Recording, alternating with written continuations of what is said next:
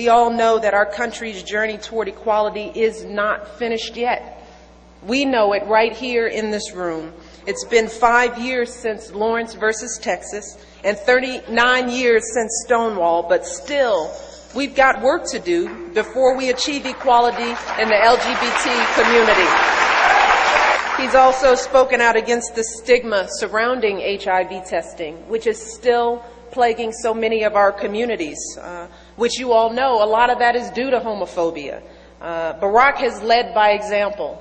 When we took our trip to Africa and visited his home country in Kenya, we took a public HIV test for the very point of showing folks in Kenya that there is nothing to be embarrassed about in getting tested. And we did it as a couple. And he said something very simple. He said, all too often we settle for the world as it is because we think it's the best that we can do, even if when it doesn't reflect our values and aspirations as a nation. We all have felt that. It won't change. We can't do anything any differently. This is the best we can do. We're blessed. Maybe we shouldn't ask for more. We've all said that at some point in time in our lives. But Barack reminded us on that day that we also know what the world should look like. And I'm here because I know I've lived with this man for 20 years. And I say this all the time. He has not let me down once. He has spent his entire life trying to build the career based on that struggle to narrow the gaps. And wherever he has a chance, he uses his God-given talents to move that bar.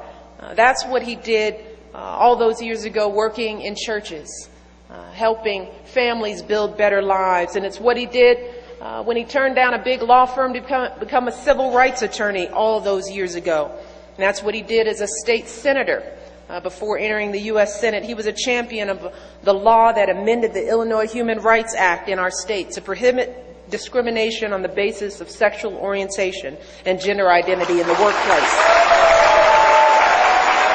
In the world as it should be, we can work together to repeal laws like DOMA and don't ask and don't tell. And we can oppose